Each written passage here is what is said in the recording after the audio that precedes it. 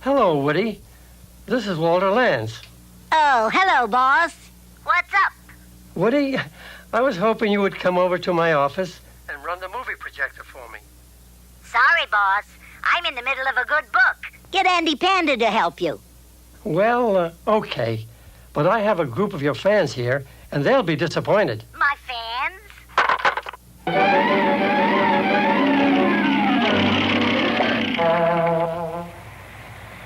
Woody, are you still there? Here I am. Woody! Boss, I never let my fans down. Now, what's this film about? It's all about you and me, Woody. Well, what are we waiting for? Fasten your seatbelt, and away we go.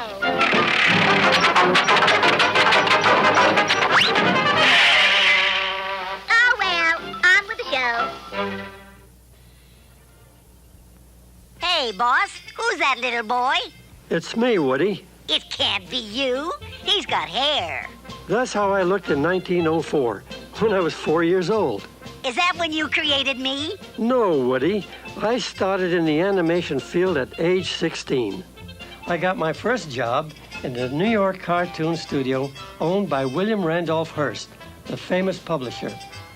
I began as a cameraman and learned to become an animator. And that's when you created me, right, boss? Wrong, Woody.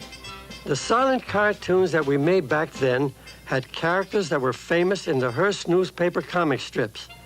This cartoon featured the Katzenjammer Kids. Then in 1922, at the John R. Bray Studios, I created a character called Dinky Doodle, and I developed a technique to combine live action with animation. This is a scene from one of those early cartoons. Who's that leading man? That's me again, Woody. Oh, it can't be. He's got hair, too. But it is. Back then, I wrote, directed, and acted.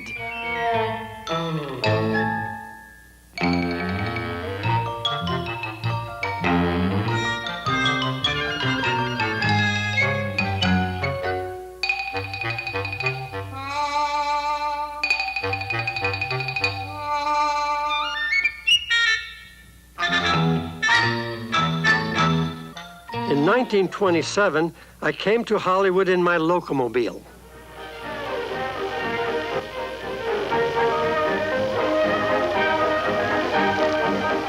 It's a miracle you made it.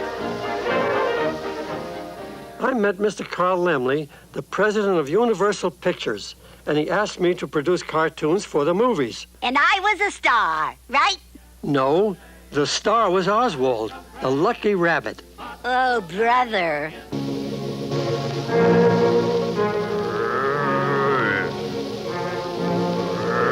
In this cartoon, the ghost of the Great Depression haunts the world.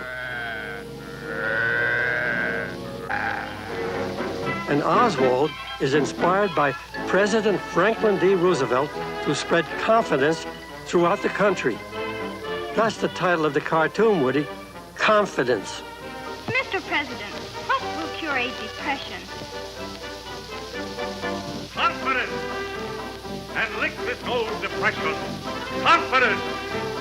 And wear the right expression. Smile, grin, laugh right out loud, and watch watch the golden sunshine gather every cloud. Confidence, hey, hey, it's our salvation. Confidence, the hope of our great nation. Teach it, preach it, shout it, shout it. Confidence, just have confidence. Oswald's success gave Universal great confidence in me. So, in 1929, they asked me to do an animated opening for their all-Technicolor feature called The King of Jazz. It starred Paul Whiteman and his orchestra. And for this, I created the very first Technicolor animated cartoon.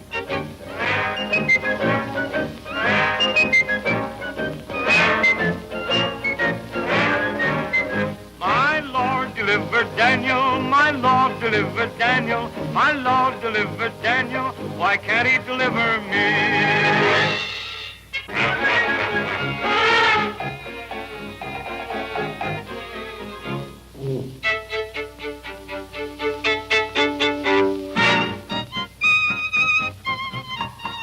And the voice of the lion was one of those young singers in the Paul Whiteman Orchestra. His name was Bing Crosby. Mammy! Well, what do you know? Then, Woody, Universal asked me to create another new star. And that's when I came in, right? Wrong again, Woody. In 1939, I created Andy Panda. He was born in this first cartoon. Have a baby boy! The pandas have a baby boy! So what? What then? A baby panda? My. It's the only baby panda in the world. Darling, what's his name? They ain't named him yet. He ain't got no name. Let's name him Elmer. No. Jack, Jim, Joe. Bill. Butch. Quiet. Quiet.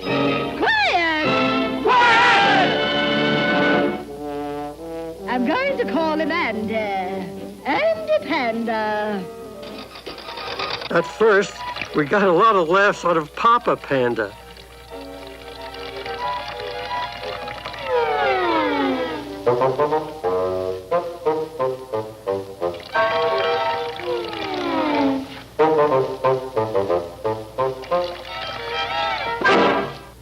Then, as Andy grew up, we put clothes on him, and he became a full-fledged comedy star.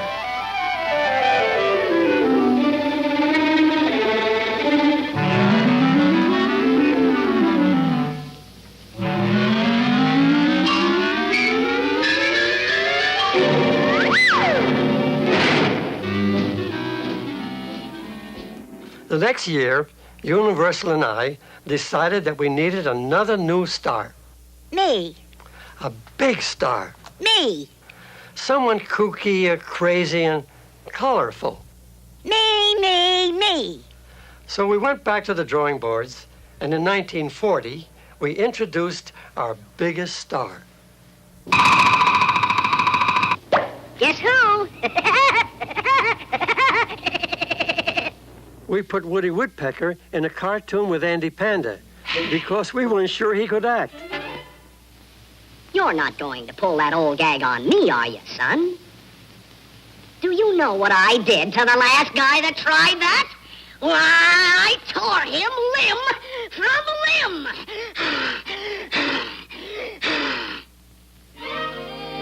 Can you imagine? They thought I couldn't act. And to our surprise, audiences laughed so hard that we decided to give Woody his own cartoon series. But of course. Everybody thinks I'm crazy. Yes, sirree, that's me. That's what I'm cracked up to be. I chop a hole in every tree. Knock on wood. Well, knock on wood. So I'm crazy. So what can I do? So are you. Here I am in an early picture. Yeah, was I gruesome. In that first series, Woody, there was just one thing you were after. Food! Sometimes I was staring hunger right in the face.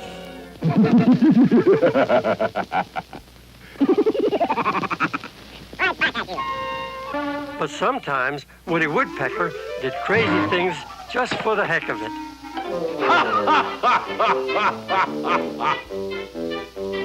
Throw the ball back to Papa Junior. Here it comes, Papa.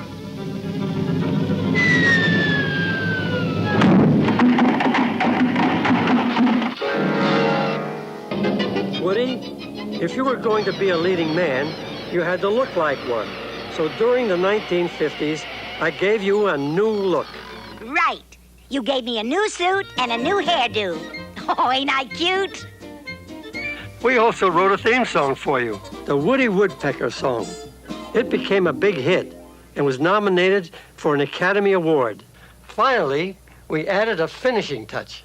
What was that, boss? I decided that you needed a new voice. When Walter was listening to audition tapes for Woody's new voice, I slipped my own tape in with the others. And then when my tape was played back, Walter said, "That's it. That's the voice for Woody."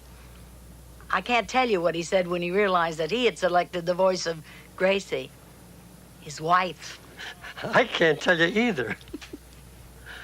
But I gave the job to Gracie after all. Her years of performing in theater, films, and radio made her the best choice. You mean to tell me that my voice is done by a girl? How embarrassing. Gracie, how do you do it?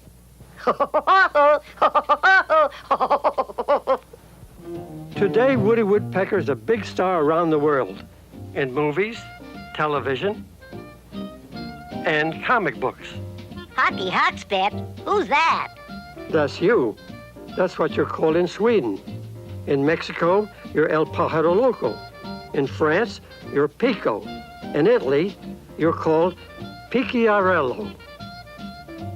Your name and face appear on almost everything imaginable. Oh, well, that's the price of being a star. But, boss, I couldn't have made movies without my supporting cast. Andy Panda, Wally Walrus,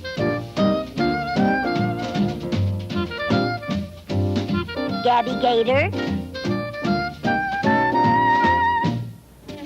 Buzz Buzzard,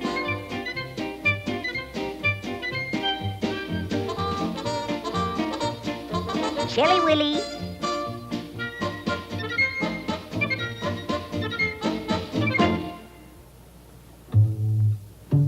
my nephew Knothead, and my niece Splinter. But let's also salute my producer, Walter Lantz. In 1979, the Motion Picture Academy of Arts and Sciences awarded you a special Oscar for Lifetime Achievement. How about that, boss? Aren't you glad you made me a star? Yes, I am, Woody.